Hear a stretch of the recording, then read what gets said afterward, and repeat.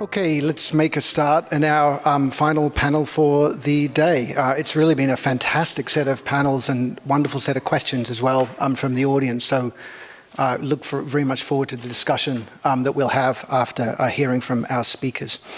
My name is Llewellyn Hughes. I'm a faculty member at the Crawford School here at the ANU. And let me first begin by acknowledging and paying my respects to the traditional owners of the land upon which we meet. This panel focuses on science and technology policy, both basic science and applied. And I'm delighted to be able to introduce three fantastic speakers that we have today, who I will introduce for you in a moment. Some of you may have noticed that our Minister for Industry and Science, Ed Husic, gave a speech at the American Chamber of Commerce last month, and he made some really interesting remarks about the direction of Australia's policy in science and technology. He noted that this was in reference to the United States, excited about deepening levels of cooperation between the two countries. I'm paraphrasing his speech here. And working to ensure that they partner together on technology collaboration, clean energy transition, and advanced manufacturing. He also said that the energy transition has really profound implications, obviously for the climate and future generations, but also for the economic structure of Australia. And particularly he noted that Australia's future success depended on us as a country becoming better at creating value-added products. That is, in addition to continuing to provide resources to the world, also thinking about how we might build our innovation system and our systems for developing and exporting technologies. Now, the Minister made another point, which was with regards to economic complexity. In the area of innovation studies, there's quite an interesting and relatively new set of ideas which focus on the importance of economic complexity in national economies for driving long-run economic growth. Right? The idea is that innovation is most successful when it comes from you build on existing capabilities, right, within economies. The more capabilities that you have, or the greater complexity that you have within an economy, the more potential combinations of new ideas and new products that you can make, which you can then use domestically and export. There is an index of economic complexity that was developed by one of the people who have been the proponents of thinking about this problem, Ricardo Hausmann from the Kennedy School at Harvard. And the Minister noted that Australia currently stands 93rd out of 133 countries in our economic complexity index, and that we've also fallen over time relative to many other OECD countries. Now, as you all are probably aware, both Australia and Japan have also recently announced net zero strategies, that is committing to reducing greenhouse gas emissions to net zero by mid-century. And in Japan, this has led to a re-energizing, it's hard to avoid that pun, of industry policies through the GX, or Green Transformation set of policies, which is a multi-sectoral innovation and green industry policy. And the Australian government, you will have seen as well, is also beginning to really seriously think about innovation and green industry policy for the first time in a long time, as the Minister alluded to. Now, when we think about industrial strategies and we think about innovation, interdependence is crucial. It's not only about national innovation systems, but it's also about the global implications of domestic policies, as we've already seen in the energy space. We also know that for a number of technologies, solar photovoltaics is a key one. Innovation systems are global. So, research labs, fabs, which are doing, leading, cutting-edge manufacturing can be located outside the home country of the countries which are developing those technologies. So international cooperation is really important, and I think that's really what Minister Husic was referring to. Now, today we're going to hear from three speakers who are going to give us different perspectives on science and technology. And so let me introduce them to you now briefly. Their bios are all available, as Shiro said, in the booklet. So I'll introduce them briefly now, but please do take a look at the booklet at your leisure. First, we're going to hear from Associate Professor Masaru Yarime, Professor Yarime is an associate professor in the Division of Public Policy at Hong Kong University for Science and Technology, and he's also an honorary associate professor at University College London and a visiting associate professor at the Graduate School of Public Policy at the University of Tokyo. And I feel like we should probably get you to be an honorary associate professor at the ANU as well at some point. It's really terrific that he was able to join us from Hong Kong. He's come down from Hong Kong to speak with us. One of a real global leader in science, technology, and innovation policy, particularly as it focuses on sustainability and energy, and particularly as those relate to data, that is, Internet of Things and AI. So we'll hear from Professor Yarime first. Second, we'll hear from Professor Anna Moore, who is a professor of astronomy and also the director of the Australian National University's Institute for Space, in which role she sets the strategy for space-related activities at the ANU, which sounds like a pretty cool job, I have to say. Professor Moore joined us from Caltech and has worked with Japan as well as other astronomy institutes around the world. And third, and certainly not least, we'll hear from Takero Izuhara. Mr. Izuhara is a director at ST Solutions Australia, which is a SoftBank company, and he's been working in the IT sector for many years, particularly focused on AI, on robotics, and also on process automation in Singapore, in Japan, and in Australia. And I'm happy to announce, some of you may have seen one of these in Japan, that he's been involved in developing the high-functioning AI robot Pepper. And actually, the hotel that I stay at when I'm in Tokyo sometimes has one of those in the lobby. I always give it a bit of a wave, and it kind of waves shyly back at me when I go in to check my luggage in.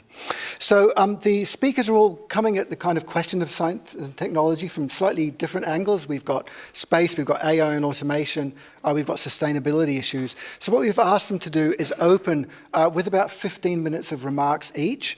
Each are using just a few slides, and then we'll come back together and begin discussions. So let's begin with Professor Yarime. The floor is yours. Thank you.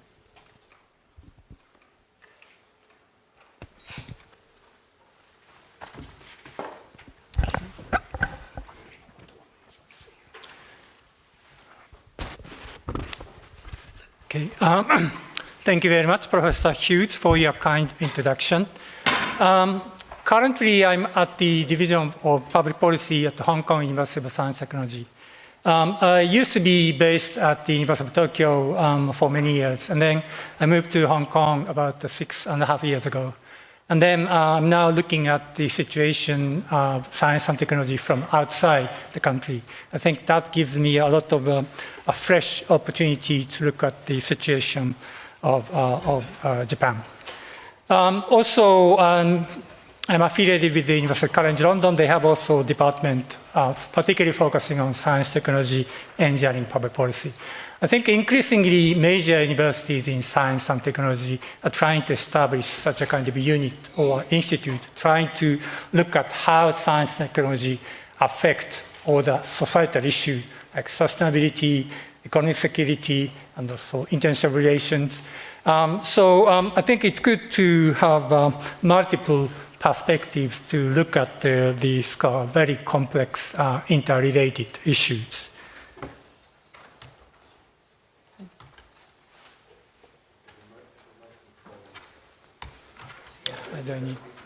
Okay. Yes, the science and technology is also a very broad issue, and there are so many issues we need to discuss.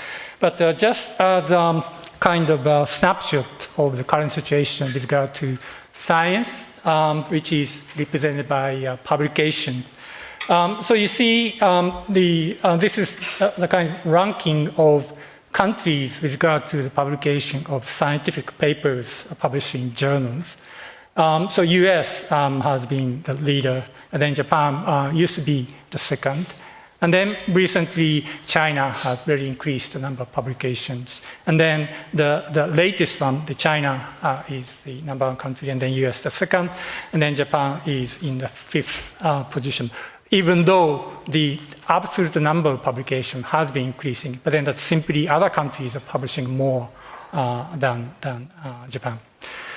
So this is the current situation. There are a lot of other indicators like the 10% top 10% publications or top 1% publications. And then the performance of Japan is not necessarily so good compared with the absolute number of publications. Okay. And then we got the patents, which would be considered as a kind of indicator for technological development. There are a lot of debates about whether we could use patent as an indicator of innovation, because the value of patent could be very different depending upon patent 1 or patent 2. But then still, we have a well-established database globally, so that it's quite useful. So I think still many researchers use patent data. And then this is based upon the number of patent families, which means that you can apply for patents. The same patents can be applied for in different countries. So we try to integrate them as just one patent, so that we don't count the same patent 2 times or 3 times. And then here, Japan has been the leader in the world with regard to the number of patent families. Even though the other countries, like particularly China, has been increasing the number of the patent applications in recent years, but still somehow Japan maintains the number of patents here.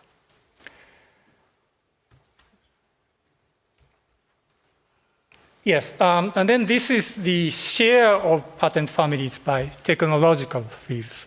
And then here, Japan has been quite strong with regard to electrical engineering and also general machinery and then transport equipment. But compared with them, let's say biomedical devices and biotech are relatively weak. So you can see which country will be relatively strong with regard to the technological fields. And then if you look at the US, then you see the biomedical, biotech, they are very strong. So compared with, let's say, electrical engineering. And then China, the ICT in particular, has been really progressing in recent years. So in a way, globally speaking, we can see, ideally, we can see a kind of complementarity between different countries, because different strengths are there in different countries. And then this is just a figure taken from WIPO recent report. This is the share of global electrical patenting by Japan, Korea, and China. So East Asian countries are very dominant in this domain. Here, electric patenting includes broadly all this more conventional audiovisual technology, but also telecommunication technology, and also apparatus and energy and IT, semiconductors, and also other computer technology. So it's quite broad category. But then you see, well, Japan used to be really almost half of the electric patents obtained in the past. But then after that, Korea increased, and then China has increased.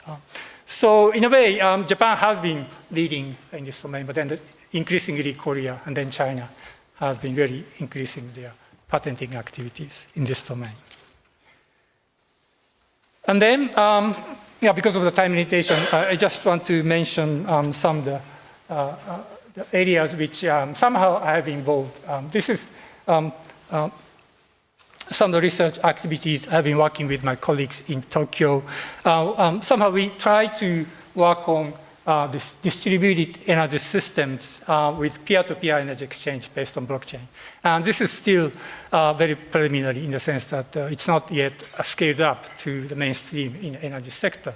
But then that you could see kind of potential of somehow linking the green transformation and also digital transformation. So these two areas are really emphasized by the Japanese government, for example, but also industry has the very promised, in a way, large expectation with regard to creating markets and then to try to export them to the global markets. And then here we see the photovoltaics put on the roof, and then the batteries, and then now EVs are putting into it, and then we can also exchange energy. So now the households can become producer of energy in addition to a consumer, so they become a prosumer of energy. So this kind of idea of distributed energy systems has become particularly important after the experience of the Fukushima the earthquake and then the Fukushima accident in 2011. Because of this, somehow that incident showed vulnerability of the traditional concentrated energy system, so that we need to maintain a more resilient energy supply, so that this kind of distributed system could potentially provide a kind of solution to a vulnerability of the more conventional energy system. But then we also try to look at the challenges with regard to technological, economic, social, environmental, and institutional issues. And then particularly, we found that institutional dimension, which includes the regulations, policies, and also the issues like privacy and also data security, on the standardization. So these kind of issues are probably one of the most important challenges we need to address, in addition to purely technological issues. And then somehow trying to linking this data transformation and energy transformation, I think recently the Japanese government has really tried to promote the sharing and using data among key stakeholders. So one issue here is how to make a balance between all the concerns like privacy, security on the one hand, and then the promoting data sharing, data exchange, and data usage on the other. So there are many different ways to address this challenge with regard to data governance.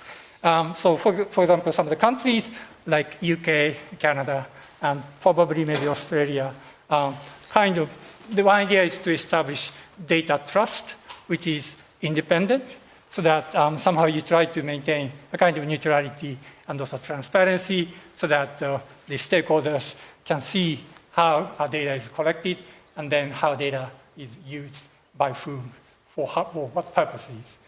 So creating a kind of independent entity and then ask that entity to manage data is one way of looking at dealing with this. And then, so in a way, it can be understood as a kind of concentrated, centralized system in a particular city or maybe country.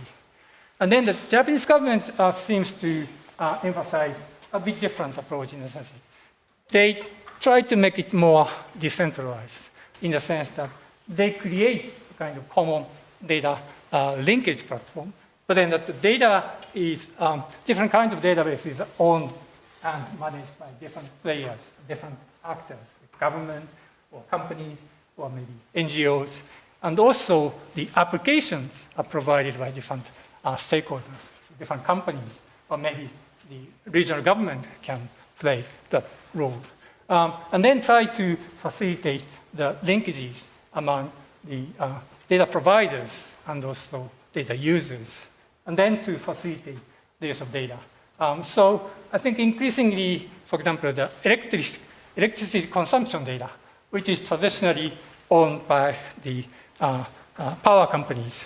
And then now, I think the regulation has been just changed recently, and then that other stakeholders can have access to the data so that you can use the data about energy consumption for other purposes.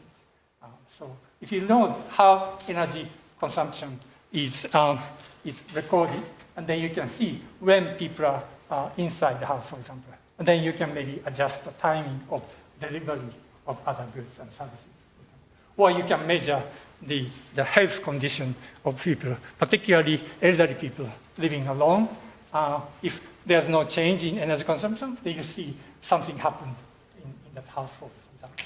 So then that kind of data usage going beyond its own industry would be also exploring huge opportunities for data usage. And then this is actually my last slide. So what are the areas we can expect collaboration between Japan and Australia? I think one thing I could mention here is what could be called critical technology assessment and management. And I think this has become quite important in the context of economic security, as discussed in the previous session.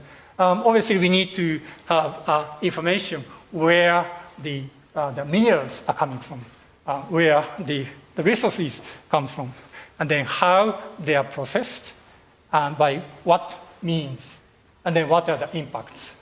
So I think traditionally, this argument has been made by all the security experts. But then that increasingly, we need to combine that kind of perspective with, let's say, environmental assessment or social assessment. So what are the CO2 emissions? What are the use of labor? What are the impact on local communities? So these kind of arguments can be combined with a more conventional approach to economic security, where these materials are coming from. So in a way, I think these discussions tend to be discussed in a separate communities in the past, where there are very different kinds of people. Right? But then I think we need to have a kind of more integrated, comprehensive, critical technology assessment and management. So this will be one area which I could imagine that Japan and Australia can work together. And particularly Australia is very strong with regard to all the minerals and resources. And Japan would be very keen to work with Australia scholars and industry, for example, to look at how we can assess and then how we can manage all these the opportunities and challenges through the supply chain. So as I mentioned also in the previous session, the hydrogen is one big area. But then I think in March, the first shipment experimentation from Australia to Japan about the hydrogen. But this hydrogen is produced by using coal. Right? Well, in a way, if you combine it with CCS, the carbon storage, carbon capture and storage, then you can theoretically eliminate the CO2 emission. But also we can think about producing hydrogen from using the renewable energy. So there are many options. So we need to have a kind of a critical assessment. What are the environmental impacts? What are the costs? What are the implications for business? So that we really need to have more detailed information and more critical assessment on that. So on this point, I think Japan and Australia can work together. So this will be also can be applicable to electric vehicles and all the batteries. So these are quite important areas now. But then I think we really need to have more comprehensive critical assessment. And then the second domain which I could mention now is the governance of emerging technologies with stakeholders. So on this, I had mentioned the smart cities, in the sense that, as I just mentioned, that data is increasingly available from different devices, different sources, from IoT, satellite imaging, and also the buildings, and also automobiles. So how we can manage a lot of data from different sources, and then use them to tackle, let's say, urban challenges, including climate change, and also circular economy, and also biodiversity protection. So here, I think, in a way, Australia has been working on this. I'm editing a special collection papers for Journal Data and Policy, and then I actually reviewed one paper coming from researchers in Melbourne. And then they are really working on this topic by making kind of experiment by trying to the citizens engaged in the data governance processes. So this is, I think, increasingly important in the sense that, let's say, some other countries, let's say China, is also really actively pursuing the smart cities. But then the approach would be quite different. So I think on this point, Japan and Australia can work together to somehow propose what to be the appropriate way of designing and implementing and evaluating smart cities, including all the environmental and societal dimensions. And then to make a proposal to, let's say, international standard or a kind of internationally accepted the practice so that not only just the technical performance, but also we really need to incorporate all the societal dimensions so that we try to promote smart cities as human-centered and inclusive exercise. So that would be also one thing which I could mention. And then increasingly, we have the challenge of data governance across the border. So how we can manage trans-border data flow. This has been a big topic, particularly I think G20 in Osaka some years ago. The Japanese government proposed this data free flow with trust. And in a way, this has become, I think now, a very important challenge. And also this year, the Hiroshima G7 summit, and this has been very emphasized. So how we can implement that is a big challenge. So I think some of the countries are really now talking about data sovereignty, for example. Do not allow data to go beyond the national border or regional border. Some of the ASEAN countries also now some are adopting this kind of approach. But at the same time, I understand ASEAN has kind of regional agreement about data flow within ASEAN. So how we can manage that? Maybe Japan and Australia can work together to make a kind of well-established framework so that we can exchange data across borders so that we can benefit from all the data collectively, because increasingly machine learning is based upon how much data you have, good data you have. So in that sense, Japan and Australia can work together to propose all this rulemaking with regard to data governance. And this is also quite important for the AI governance, which is also a very big topic. And this year's Hiroshima Summit, they started the Hiroshima AI process in cooperation with OECD and also GPay, which includes Japan and Australia. So probably we could try to promote the whole agenda of AI governance with transparency, accountability, and inclusiveness. So this will be especially important because now there are two fears about AI's existential risk to humans, some of the researchers argue. So we need to maintain a system with all this transparency and accountability, and also we also need to deal with kind responses to information manipulation, disinformation, so how we can maintain a trustworthy system for AI governance. So these are some of the ideas which I have at this moment for Australia-Japan collaboration in the future. Thank you very much.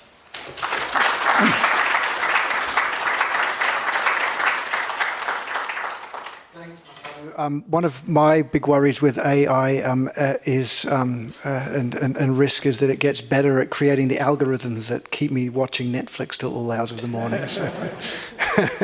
Anna. I find it really interesting that the three science and technology people come with slides today. We were told you can have slides, and to us that's, oh, we better have slides when we come along so we can talk. So I often get asked, what is space? I never get asked, what's astronomy? But I get asked, what do you mean by space? Or people have different ideas of what that word means. And so I wanted just to take a few minutes to just introduce what I think that means and what the community, international community thinks that means. So we're all on the same playing field before we have a conversation in Q&A. So space, often when I talk to people, when I say space, they kind of think of human exploration. They think of mining on asteroids. They think of, which is awesome and cool, I'm a scientist. They think of Elon Musk's car going off into space. I rose my eyes.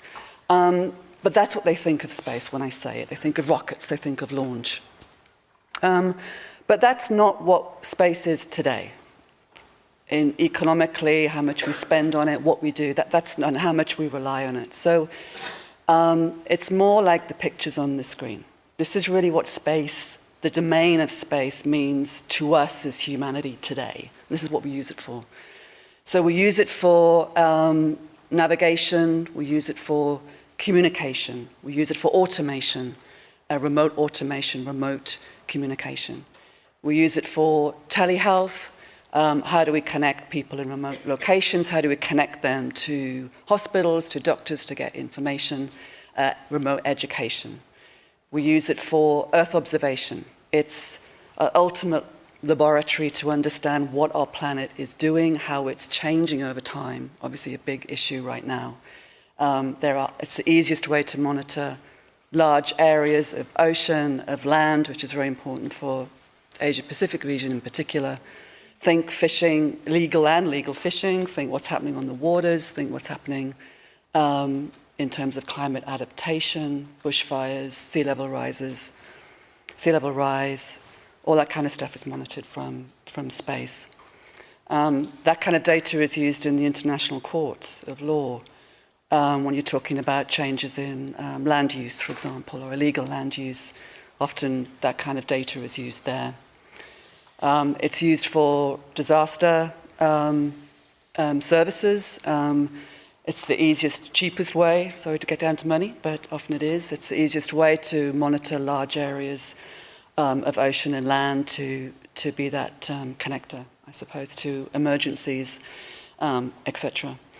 And of course, it's used prolifically in the military and domain as well.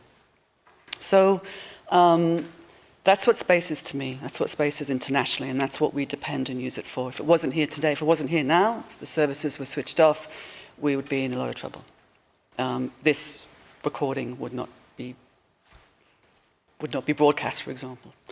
That's not the end of the world. But, or maybe it is, I don't know. No, I mean, but you see what I mean. It's integrated in everything we do. We don't think about it. We don't think of space that way. So I just wanted to get that out a little bit. Economically, the space services, space activities total in 2022 something like $500 billion internationally. Australia, a lot of that is in communications, navigation, services. So think services is paid for via services on the ground. So it's us on the ground that are funding to a large extent most of what we do in space. Australia, from Earth observation data, Australia not really renowned to be an upstream provider of space services, our government spends something like $2.5 billion a year on Earth observation data. So we care about it, and that's just for Earth observation. But a point I wanted to get across today is that the nature of what we can do in space is changing, and it's changed roughly over the last 10 years due to a rapid reduction in access. It's got a lot cheaper to access space, and infrastructure is everything for space. So it means that how we operate in space, what we can do and how we can fund it has turned upside down over the last 10 years. If you look at the SpaceX's influence on the Ukraine war, for example, and communications and how that was able to be adaptable, you're talking about a move from a single large communication satellite to a swarm's not the right phrase scientifically, but think of it like an organic swarm of smaller, cheaper satellites that if you take one out, you replace it with another, and they're all very organic, I suppose, in that sense.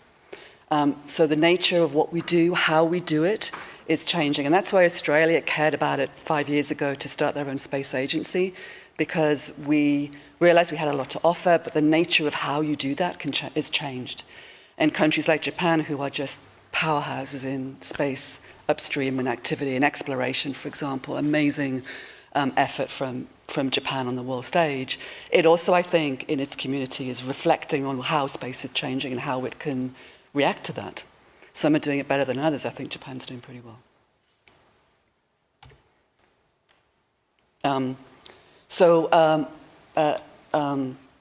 selfish plug for my own institute here at ANU.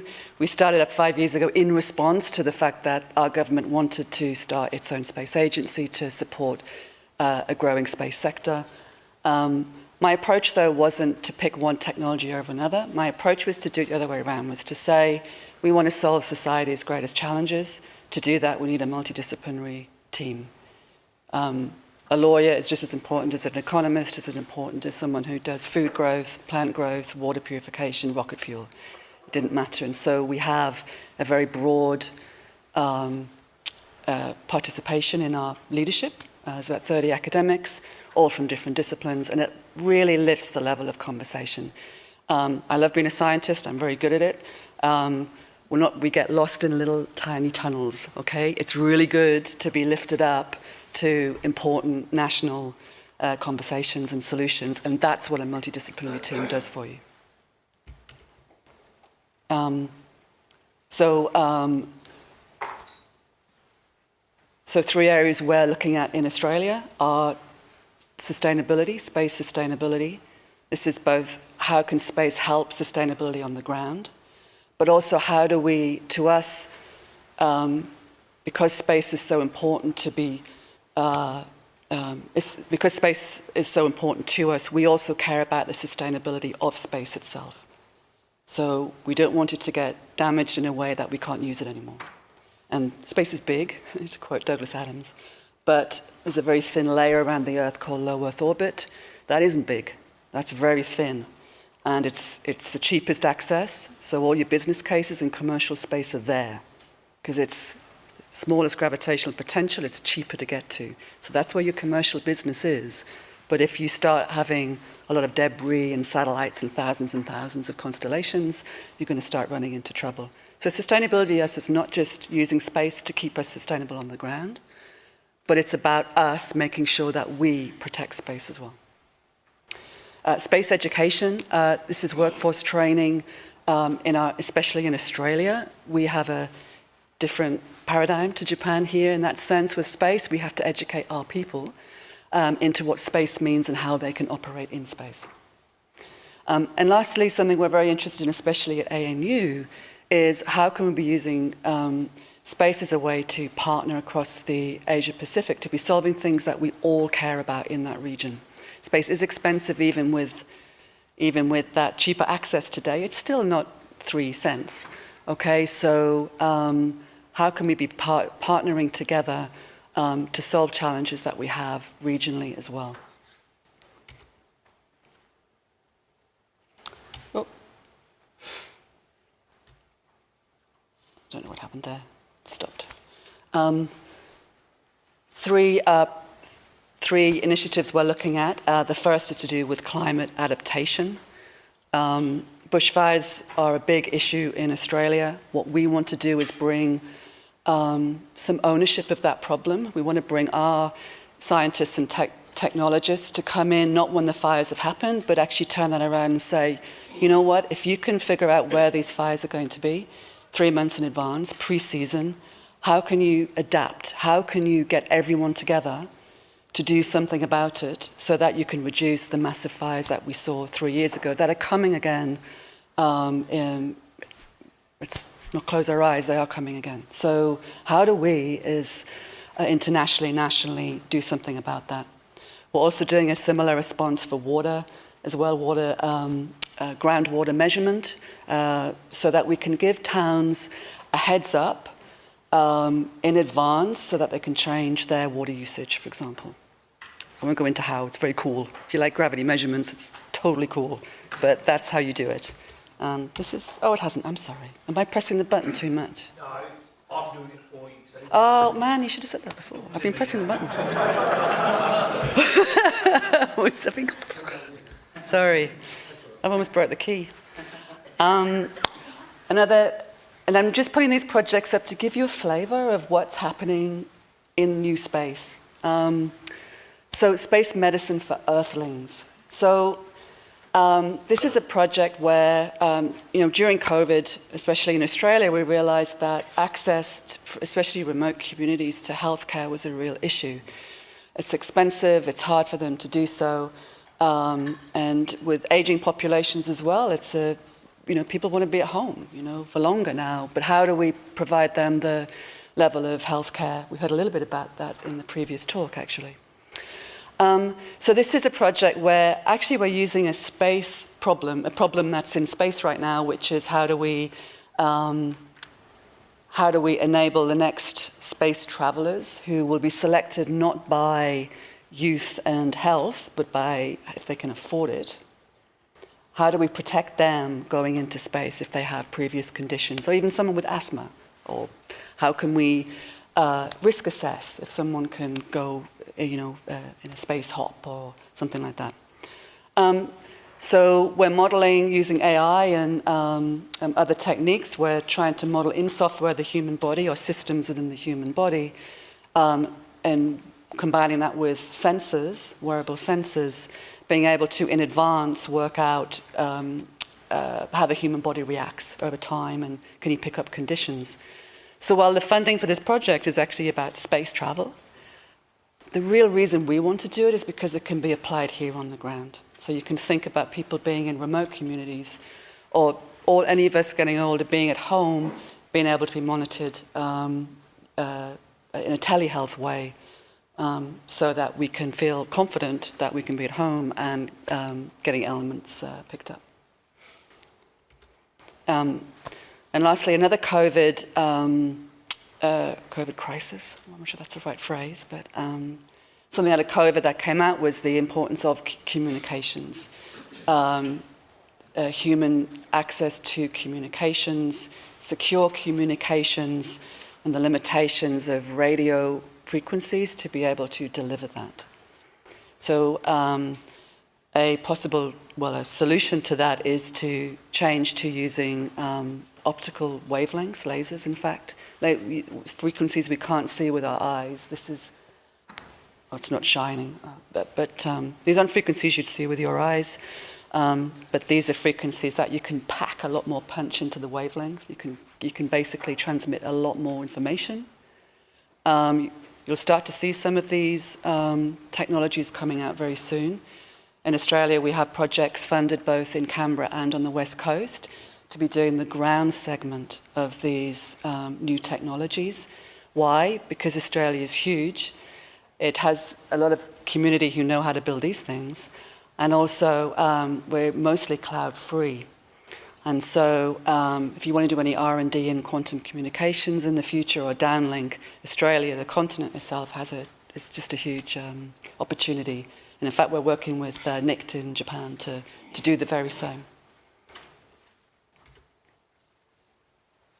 This is my last slide. So just coming back to opportunities here, I'm personally very interested in the application of new space to solving regional issues, and using that to enable, my sector, Australian sector, to be a part of that, where we're not replicating the wheel. And I wanted to touch on a couple of projects here that kind of highlight the importance of, sometimes it is important to have ownership of this hardware, of these systems. You're not going to own all of it, it's expensive, but there are crucial times when you do want to be in control of your own assets. The top right picture here, during the January 22 eruption of the Tonga volcano, that seismic shift was enough to rupture all the underwater cables that went into the South Pacific, 20 islands in that region. And there was a University of the South Pacific educational satellite, which was repurposed by those 20 islands to be able to provide communication in that region. So that story is just emphasizing a very small investment in space technology, new space technology now, was able to provide continued connectivity into that region when otherwise they wouldn't have had that. And in the bottom left picture, recently there was an outage in one of the UK Inmarsat satellites, which gives a lot of communication data to agricultural farms and automated agritech in the region. In Australia, when that went out, it meant that farmers they were no longer able to, their equipment didn't work, the tractors didn't work, they had to go out and, try and do the best that they could. And it was quite a significant loss of income for them. So there are many cases where having your own ownership, working in partnership with other regions, with other countries, matters. It matters to have that technology and experience built in-house, as it were, to deliver your joint desires, as it were. And top left, I just want to finish with, so Japan and Australia, I think, are just starting their space sort of collaboration. But our space agency aided the JAXA, the Japanese space agency, with their landing of the infamous, positively infamous, renowned Hayabusa mission and Hayabusa 2 mission. So JAXA were able to, the Japanese community were able to go to an asteroid, land, take a sample, come back. And these things are coming at hypersonic velocities, probably 20 kilometers per second at that point. They're coming from a long way away. And so having a big target, which you have a trusted friend you can actually aim for, was very critically important. And so the Australian Space Agency worked with the Woomera site to be able to host that landing back, which was a couple of years ago.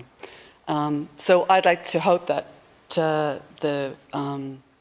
given new space and new possibilities and growing issues in the region, not even just military, I just mean due to climate change, food migration, what's happening on our oceans, etc.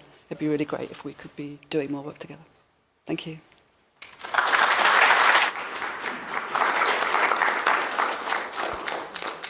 Thanks, Anna. And that's a terrific place to leave things to when we move into the Q&A to talk about how that might come about. Mr. Izada. Last person to be a guest speaker today. So actually, Kaizuka-san was invited by Ippei-san. Shiro-san invited me. So Shiro-san is really supportive for me as always. So why not? I want to contribute to your community today. Appreciated your invitation. So first of all, want to introduce myself briefly. So as you can see, my name is Takiro Izuhara. So please call me Easy. So Australian friend give me this, short nickname. So I like it. So I am born in Gunma Prefecture. Gunma is north of Tokyo. So how many people went to Gunma previously in the past? Awesome. Thank you so much. I think you might know, so there are so many mountains, there are so many snow and hot springs. So indeed, I am a mountain boy. So I went to Tokyo to study at Keio University, and then after my graduation, I worked for IBM Japan. In 2016, I moved to Singapore to work for SoftBank. I lived in Singapore almost 5 years. And then, amid the COVID in 2021, I moved to Australia to set up new office based in Melbourne. So I have 2 kids. So 2 of them are going to government primary school now, so named Glenferrie Primary School.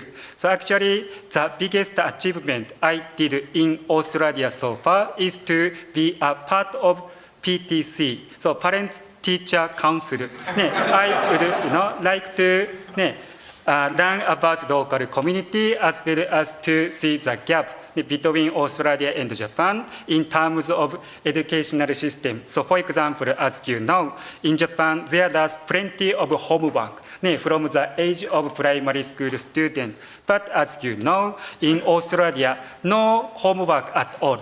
So I had a chat with the principal. The principal said to me, so easy. So don't need any homework for the student because it's the time for kids, for family to spend together at home after school. So cool, So this is really nice advice for me. Social activity is the most important in Australia. And then, happy wife and happy life. So this is second advice. So I received, I have to follow. Anyway, so want to introduce my company, what I am doing now. So as you can see, ST Solutions Australia. So SoftBank Technology Solution Australia. We are providing technology as a solution. So main solution are artificial intelligence and robotics. They, unlike ordinary items such as iPad, tablet, mobile phone, the use case of artificial intelligence, the use case of robotics, you don't know that. That's the reason why at the beginning we are providing the use case of artificial intelligence. We are providing the beneficiary of robotics. To do so, happy to be more creative, to come up with the use case. Through our initiative, happy to create further opportunity for everyone, because we believed technology can help us to solve the problem in the community as well as to take on new challenge. So that's the reason why we want to create new opportunity for everyone. So for example, as you can see, Husik-san mentioned, we have a paper this July. So we did a project with ACT government, ALU, and University of Canberra. As you can see, big boss, Andrew Bassan met the paper in person, greeting paper together. I want to share several use cases in terms of robotics, humanoid robot named paper we have. So what we are doing in Australia so far. So we did a programming class. So it's really nice, as you know, for kids, especially for STEM engagement. And then we are working with community. So kind of Victorian Police, Starlight Children Foundation. So Pepper can be ambassador for them. But of course, human beings as a policeman, they can do explanation what they are doing for the community. But Pepper can do so. If Pepper can do so as their ambassador, Pepper can help them to get more attention from the community, especially from the kids. So it's a smarter way, as you can imagine. Also, Pepper is working with several government school, primary school, as an assistant of Italian teacher. We are also worked with RMIT, Monash University for their Chinese class, as well as for Japanese class. I can see so many potential because there are so many people, as you know, who are studying Japanese, more appreciated your interest. Of course, we are working with academy, university, as well as corporation. So Pepper, can connect ChatGPT to make them more smarter. They actually, Husik-san, give me, several questions for this session. So what opportunity are there to deepen collaboration between Japan and Australia in science and technologies? I am thinking about this question to put my dedication. Actually, as you can see, so there are so many answers from my side. For example, joint research initiative. Exchange program, technology transfer, public-private partnership, startup ecosystem, blah, blah, blah. I hope you can make sense, these of questions. But as you can see, bottom of this slide, right-hand side, by ChatGPT. Indeed, I had a chat with ChatGPT so to get this question, to get this answer for these questions. So nowadays, I am always talking to ChatGPT like this. What I want to highlight through this message. Indeed, technology is ready. Technology can help us to start further conversation like this topic. Of course, we are not ChatGPT. Need to put our dedication by human beings. What is the difference to move forward? So this is also very, very important. To do so, I put my perspective to come up with several suggestions, so like this. So first of all, try new technology like myself and use it in the local community. For example, ChatGPT, I did. Actually, my son, year 5 at the primary school, he, can chat with ChatGPT, the artificial intelligence, several artificial intelligence is available, as you know. For example, computer vision. As you know, the Australian retail company like Kmart and Bunnings, they did AI project as a trial last year. But the community argued them to stop the project because they worried about AI. They don't know the beneficial of AI. That's the reason why they want them to stop the project. Of course, I accept that. I respect the community. If I can add my message from technical perspective. Actually, as you know, there are so many CCTV. Over 20 years, actually, literally, we are captured. So in terms of data of the collection, either by CCTV or AI, it's the same. Despite that, everyone worried about AI because they don't know that.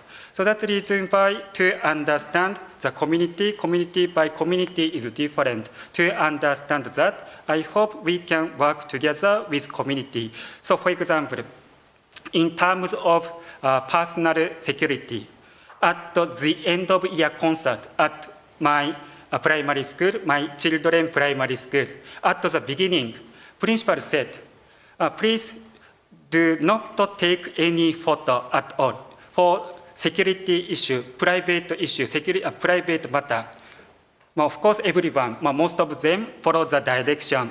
So in Japan, what is the difference?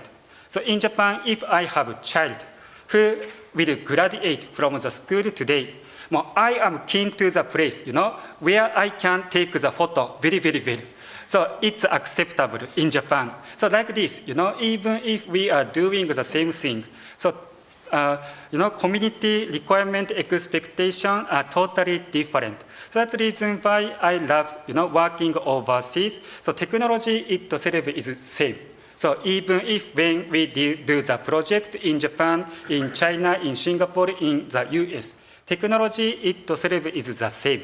But community is different. Country by country, requirement expectation, the concern are totally different. Why we are doing technologies with technology? Because we want to help the community. To do so, have to work together to understand them.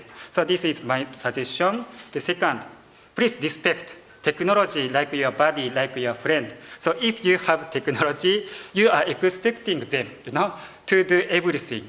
So actually, I am also lazy. I hope my robot can do everything.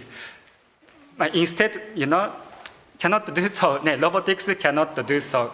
So like your body, when you have new member in your team, you will help them. You will train them. You will provide any procedure to them. And then once they be adjusted in the environment, they can help you.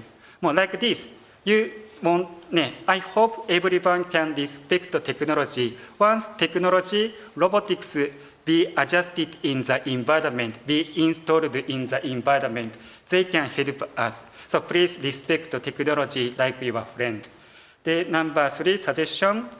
So strengths, let's strengthen our relationship as a friendship together. So actually when I moved to Australia, I can see so many good relationship between Australia and Japan as a friendship. So it's really nice. So if, when we look at relationship between, for example, Japan and US, Japan and China, because of economy, because of politics, because of defense. Sometimes, so it's working, but sometimes it's not working. To keep on good relationship, sustainability, I hope we can have a good relationship as a friendship. If you help your friend, if you help your family, why not? Without any reasonable reason, want to help them. So like this relationship, we had already had. We want to keep on this good relationship as a friendship. As you can see, left-hand side. So it was taken in New York City in 1900. So as you can see, there are so many cars with hose on the road, with the hose. But when you look at right-hand side, right-hand side, it was taken in New York City in 1913. There is no hose, machine replaced the hose. But indeed, in short period, technology will be changed. So actually, we don't know what kind of technology will be appeared in the future, in near the future, like this photo. So we are in unexpected era at this moment. But if we can use technology, they can help us. How we can do so? To maximize the utilization of technology, what we need. So this is my last message. Thank you so much. Last message. So actually how to do so? From my understanding, as my opinion, we need big picture, what country we want to become. So what kind of relationship we want to keep on together. So like this big picture, we need it to design, installation plan to design how to use new technologies. Actually, so far, I put my suggestion from technical perspective, but today, not for technology session alone, so it's for Australia and Japan. So this is my final message for today. So actually, as I mentioned, there are so many good relationships, and then there are so many sister cities. So between Australia and Japan, as you know, I think 107 sister cities we have. Of course, like my hometown, most of sister cities are not in, like Tokyo metropolitan. Most of them are in countryside, like my cities. So they have so many problems getting older, as you know, not only in Japan, but also in Australia too. To help them, I want to share 2 projects with you all. So first project, so led by the Japanese government. So Digital Garden City Nation, Digital Day and Toshi in Japanese. I think you might know. So Tokyo again, so they have a lot, they have everything. Tokyo is really convenient. But unlike Tokyo, countryside is not convenient. Like my home country, hometown. I love hometown anyway. Japanese government want to make rural area more convenient through digital capability. So it's the strategy, it's the vision named Digital Garden City Nation. To achieve this goal, they are focusing on Web 3.0, DAO, Decentralized Autonomous Organization, NFT, Non-Fungible Token. They want to share second project with you, so Yamakoshi DAO project. I think some of you might know Yamakoshi, which is in Niigata Prefecture. So actually, they have, the number of residential in Yamakoshi, just 800 people are living there, just 800. So if, they do not do anything, they will getting die, unfortunately. But, they do so many things with NFT. So they are creating, NFT named Nishikigoi NFT, and then they distributed this NFT to real residents free of charge first. And then they are asking so many people, who want to buy this NFT. Upon the person buy this NFT, they are eligible to be a digital resident. Both real residents and real residents and digital residents working together to plan the coming festival Matsuri, what kind of activity they will do to draw the attention out of the community, what kind of budget they will secure toward the next financial year. Budget is very important. And then if the person do some contribution as voluntary, they will give them NFT as an award, good system to encourage the community. And then they will talking together on the DAO community. Despite where they are living, they can talk together, they can work together.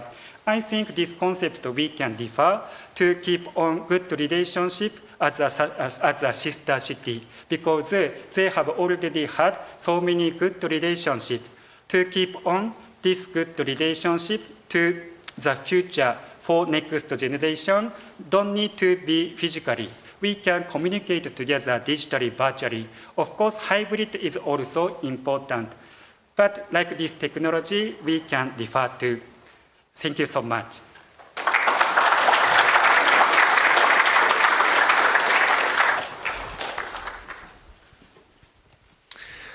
Okay, so I feel like the first thing I need to say is if there are any ANU students still here who might be in one of my classes, please don't submit an assignment that says by ChatGPT 3.5 or indeed 4.0 for them. Although it's true, they do give a general sense of the direction to go. It becomes difficult as a faculty member to set good assignments. So we've got about 20 minutes for questions. I'm just going to lead off with a couple and then open the floor just to kind of get things moving. And I wanted to start with you. You made a really interesting comment about Australia's space agency and Japan, really at an entry point of beginning to collaborate more together on a bilateral basis. And so I was wondering if you could share with us a little bit more about how that's happening. And what direction you think it's going to go in. I was particularly really interested in the comment that you made that because of the economics of space have really changed, that you've got a whole new set of actors coming in, commercial actors primarily, as well as changes in technologies, it's like miniaturization and small satellites getting put up and all those kind of things. So, presumably that would have an effect on the stakeholders or the actors involved in international collaboration as well. So some thoughts along those lines, if you could. Yeah, that's a lot to unpack. But so my experience over about 20 years working with Japanese colleagues and institutions on astronomy was amazing. And if I could just copy paste that into space, I'm going to retire really well. But space is not astronomy.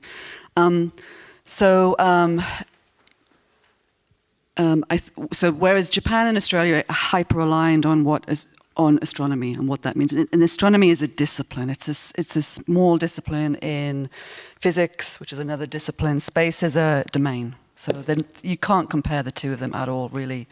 But whereas Japan and Australia, and internationally, people are aligned on what are the big challenges in astronomy? What are the top 3 things we want to do? We all agree on it. We all go behind closed doors. We fight, on what those 3 things are. But when we come out as a community, the astronomy community, we know exactly what they are, and we know how we achieve them. And it makes our story, it lifts the game, and it makes our story much cleaner, I suppose you could say. And it means that we can work very well together. I still love working with my colleagues in Japan. It's very high quality, very similar attitudes to contracting and things. It's like, it'll be all right, mate, and so I wasn't expecting that when I first started 20 years ago. But space is very different, and the maturity of our 2 countries with regards to upstream space in particular are very, very different. And one of the biggest challenges in Australia is for people to I suppose, educate the government, advisors and ministers on what space means. And that's the level we're at right now. And I'd say we've gone a little bit backwards in 5 years. So I don't want to start so negative. I'm usually not a negative person, but I'm just very practical. And so we've kind of gone back a little bit on what does that word mean, And so in Australia, in the Australian community, we have a little bit of work cut out to be bringing it back to actually space is not about just rockets and just this and just that. It's actually very important to our way of life. We're already spending a lot of money on it. So that's the first difference. Whereas in Japan, their story is so bright. Certainly as an external person, it's such a success story. It's intertwined with, I suppose, national pride, certainly on the international stage. And their achievements are just spectacular. So we have a big difference there. But that being said, we're starting to see more projects where we're coming together in a complementary way. And so the Hayabusa one was just the start of that. But I think in areas like quantum I'll pick quantum communications. Is one of them. So Australia brings a lot of positives, a lot of necessary components to a world where we want to be connecting quantum computers as the next internet, right? So, for example, so we bring a lot of positives to that table, and one of them being the ground infrastructure that you need to create this new internet of the future, right? So, and that's hard to do from a smaller country. So that's something we can bring to the table regionally in a story that we all need to work together on to get happening, because it's so big. And so I think in areas like that, you don't start with the word space. You start with in this case, quantum communications. How do you join quantum computers up? Everyone talks about computing as being the only problem. Okay, but no one talks about how you connect two computers up, right? That's not easy. Two quantum computers, right? So how do you actually do that? Well, space does play a big role there, and it's something that Australia can bring to the table, and we can be working with Japan on things like that.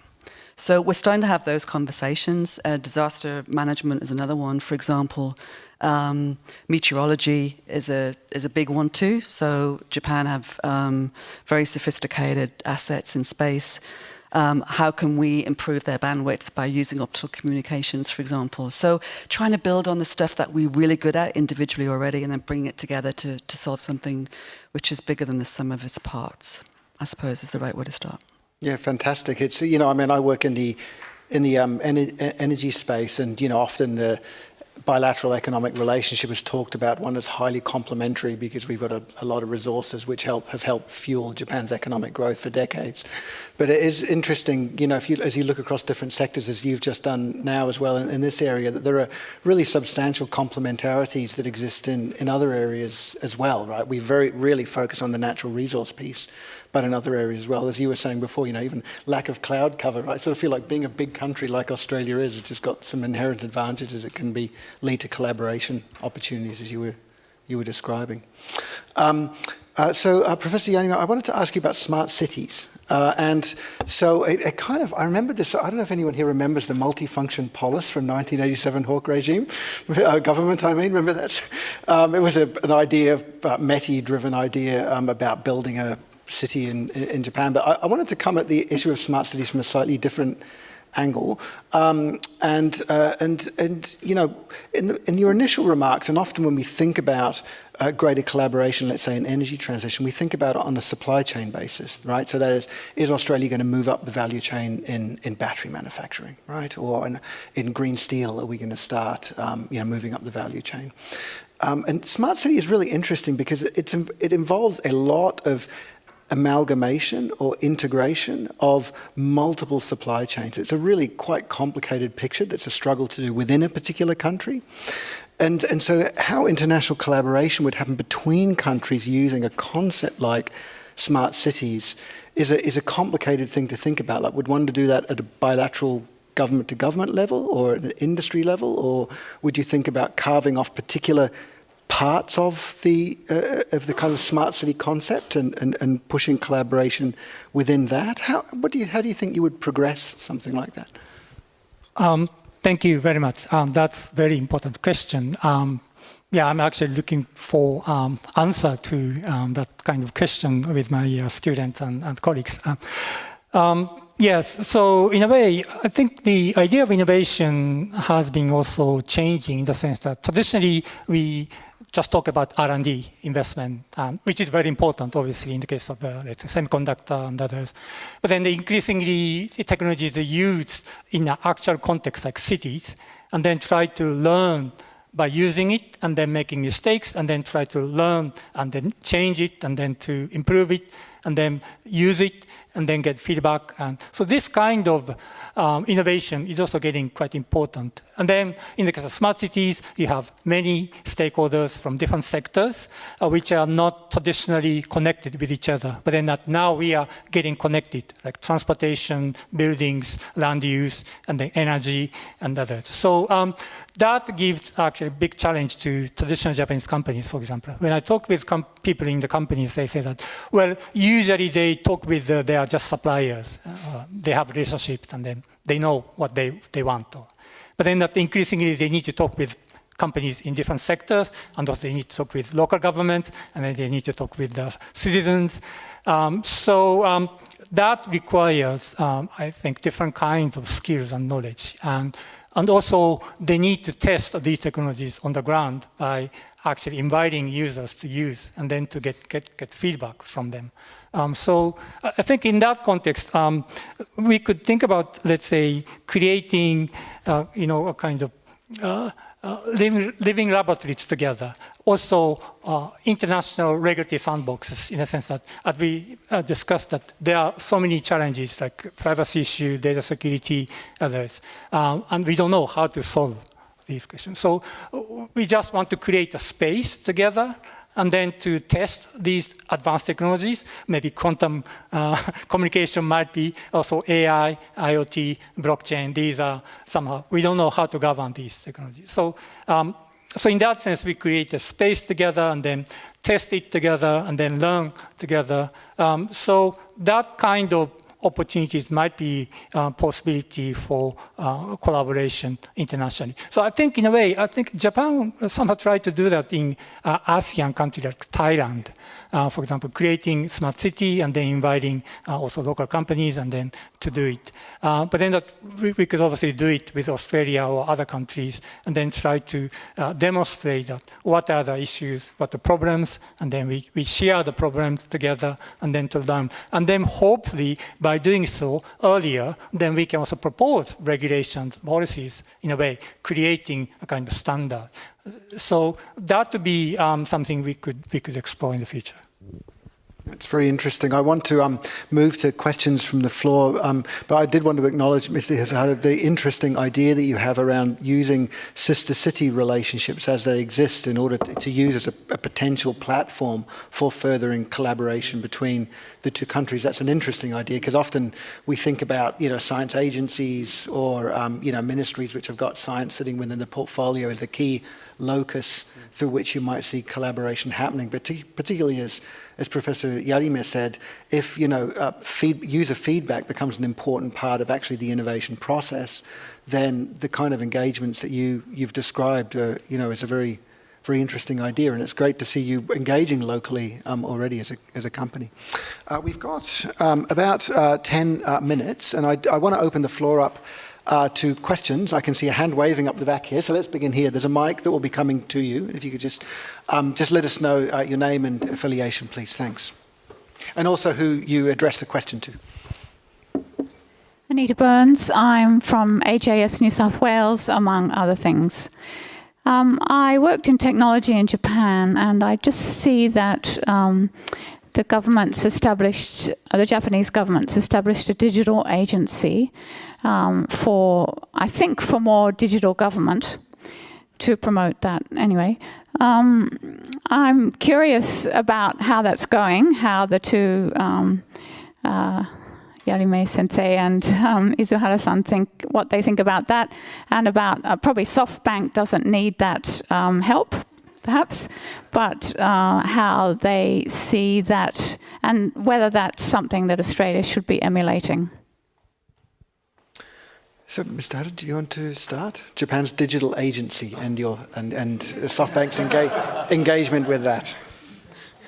You can pass if you want.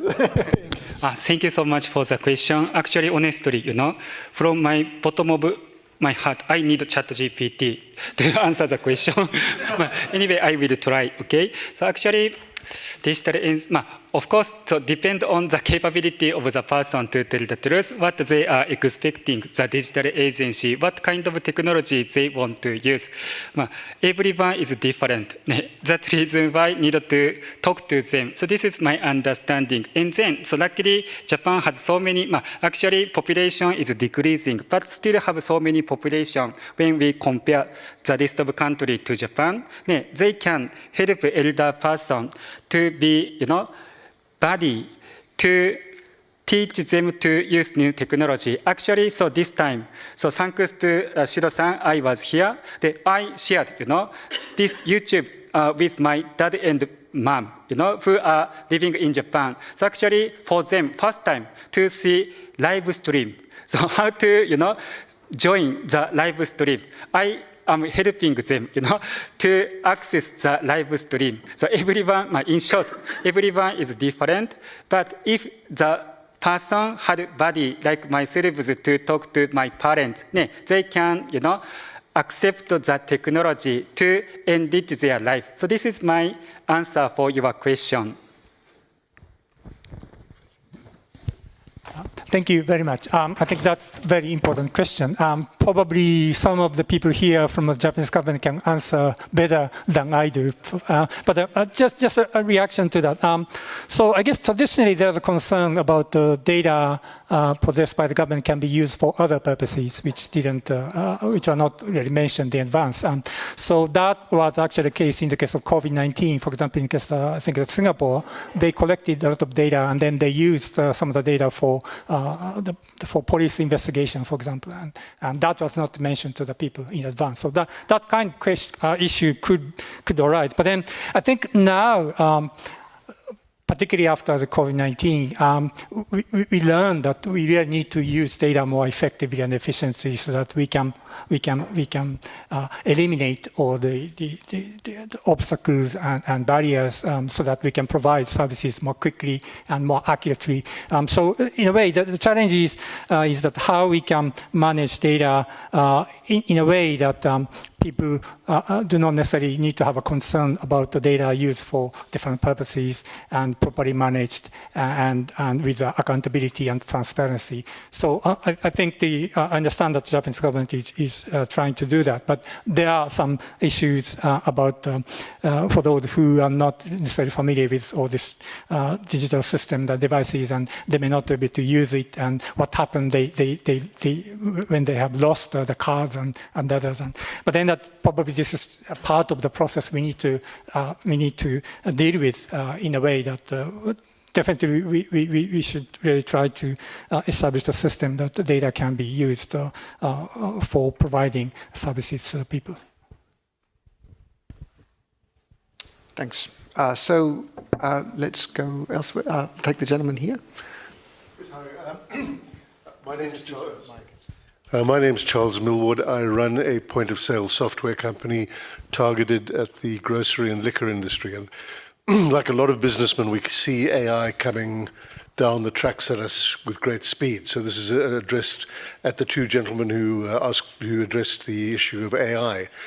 How do you see AI evolving in the business community? Do you think it's going to become a very widespread technology and companies should develop their own AI capability, or do you think it'll become a specialized technology which a few companies will sell more broadly into industry and develop specific expertise? Thank you very much. That's a very great question. To be honest, I don't know.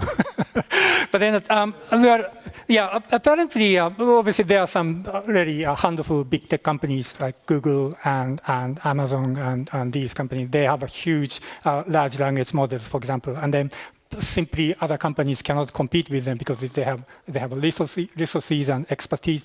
But at the same time, it seems to be that there are many applications and you really need to have a specialized system. So it seems to be there's a kind of division of labor in the sense that some companies are big expertise and technology knowledge, they can really develop large language models with all the parameters.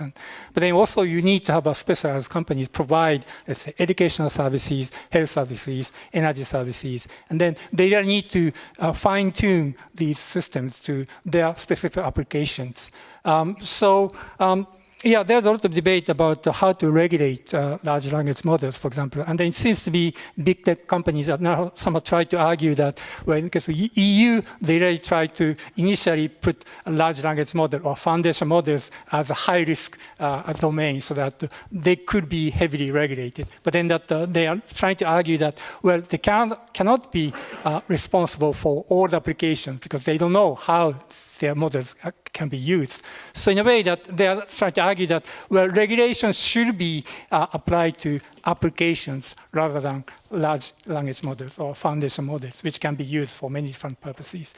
So I think in different domains that there are many expertise, and you need to combine AI and domain knowledge. So how to combine them would be probably critical.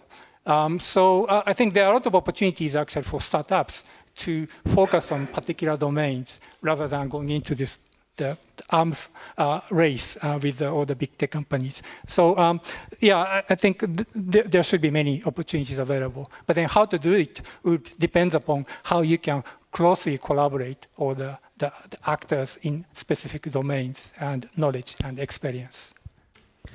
And Masaru, if I could just follow up quickly on that. So your expectation would be then that regulation would be primarily domain-related and primarily national in character. Is there also a kind of international or collaborative perspective associated with regulation?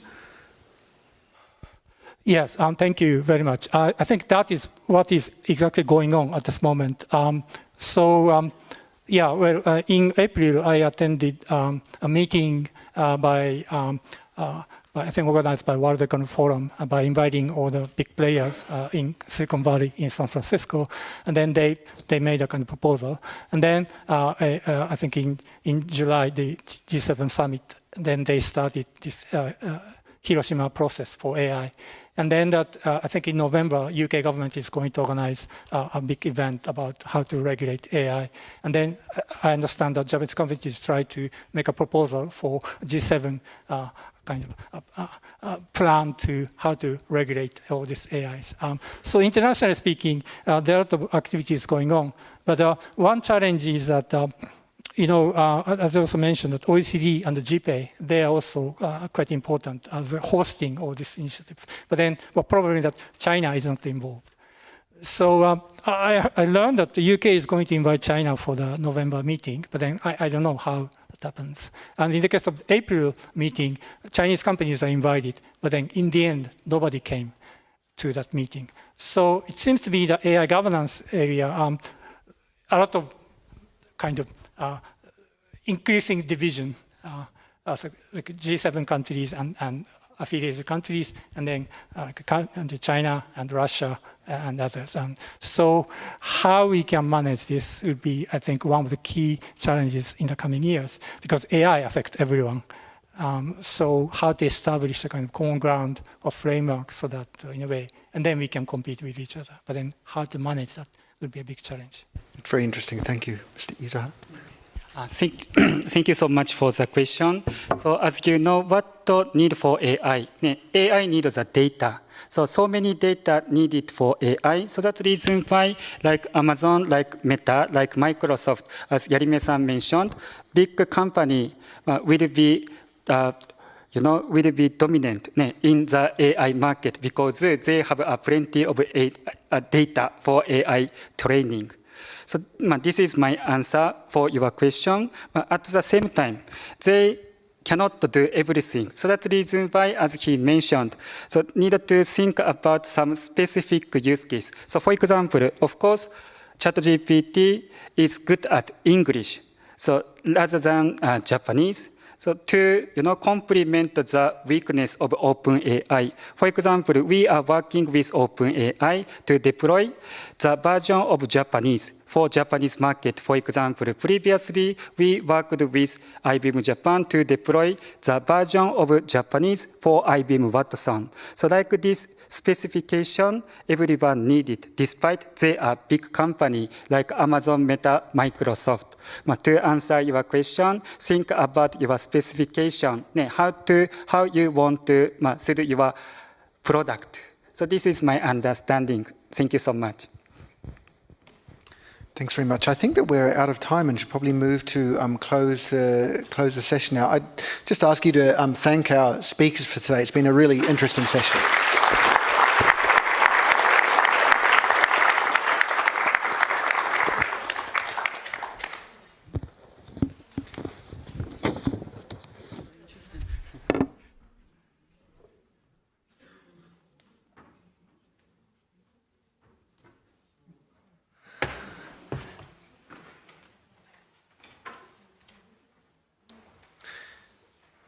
So I'm being asked to close the session for today. I'd like to thank everybody for staying for the day. It really brings home, that Australia and Canberra, and particularly the ANU, is a pretty special place when it comes to Japan-related work. There are not too many places outside Japan where you will have a room full of people, for a whole day where we focus on, the kind of, fairly technical and also detailed issues that we've been able to canvas today. It's a real kind of smorgasbord of different issues that we've looked at, and we've heard from some fantastic speakers. For me, there are kind of 2 or 3 major takeaways. I mean, obviously a lot of terrific detail. And, many of our speakers are here, so, you can catch them afterwards, hopefully, as well. Firstly, the really significant changes which are going on in the Japanese economy. I was, quite struck by that. I said, I work in the energy and climate space, so I'm very focused on energy transition and what's happening to, what is happening to the energy mix, for example, or how electricity markets are getting redesigned, or so on and so forth. And I somehow missed this issue that we might have had a structural shift in which we've got kind of mellow inflation happening across Japan that could lead to a increase in wages over time. It's just kind of a world that I don't really remember. I remember the bubble. I remember what happened. I remember what happened after the bubble. But that kind of, steady, 2% inflation with wages growth as well is something that I was kind of really very struck by indeed. The other part of it, I guess, that was very interesting, aside from the macroeconomic picture, was also, the discussions around changes in industrial structure. So it was, very interesting to hear about this issue of, as was discussed, diversification or reshoring or friendshoring, I guess, is another set of language that we've heard in and around this kind of issue. And, in a way, it very much links to the panel that we had on foreign policy as well, because that was really about, states reinserting themselves into market in order to manage uncertainties as they see them, right? There's a whole bunch of geopolitical issues tied in there as well. So I think that, doing an update like this every year is really important. Of course, we would talk about geopolitical changes. That was part of the conversation last year. That'll be a part of the conversation next year as well, I'm sure. But within that broad change, structural changes like we've discussed with the economy, there are lots of, smaller dynamics which are fluctuating relatively rapidly, right? We heard the discussion of ASEAN, for example, and also from Mike Green about this being the year of implementation when it comes to a whole series of different changes across Japan's defense posture. Which have been really significant, and Melanie Brock's comments as well on thinking about security more broadly and the changes that you're seeing in Japan, and also Australia's need to do better were also really very welcome indeed. The last part, we've just heard the session, so it's probably fresh in your minds. But I think that issue of kind of structural shift, driven in this case by climate, and government policy once again, beginning to shape markets in significant ways in order to change the industrial structures of both Australia and Japan, was a kind of key theme there. And my story, as someone who's worked with and in Japan for really since the early 90s, is that there are a tremendous array of different opportunities for collaboration, that is complementarities between Australia and Japan. We often focus on natural resources, but as we heard from space, and also as we think about technology issues, including IT, robotics and AI, there's really a lot to explore. And the Australian government now, and I think the Japanese government are also kind of building capacity in the area to be able to put themselves in a better position to be able to figure out how to exploit that through collaboration together. So I'm an optimist too. I think Anna said she was an optimist by nature, and I'm an optimist too. So I think we'll have a lot to talk about in next year's update. Let me now hand the floor to Ippei to make a few thanks to people who have helped make today possible, and then we'll close. Thank you.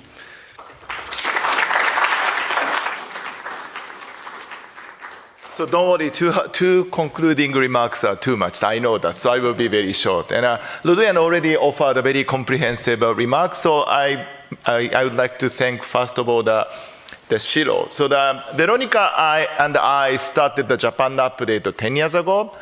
But the first event is rather easy because it's a new thing. I can get the funding rather easily. But the continuing 10 years is a significant job. So it's really thanks to the continuing effort by Shiro Armstrong. So please support him to continue this event. And also, I would like to thank that there are lots of staffs help this event. So that, can you tell? Tess is here. Tess. Yeah, Tess is the boss, and Tess is the engine of this event. So she did everything, and also her team helped the event quite a lot. Please join me thanking for the student assistant. And the last but not least, for those contributing in the session as a presentation and the discussing, and for all of you to participate in the event in a very active manner. Thank you so much. And Shiro already mentioned that we have a schedule for next year, so that we usually have this event the first Wednesday in September, so it will be the September 4th, 2024. Keep it in your schedule. And it's a way advanced, but keep it in the schedule. And see you definitely next year. Thank you very much.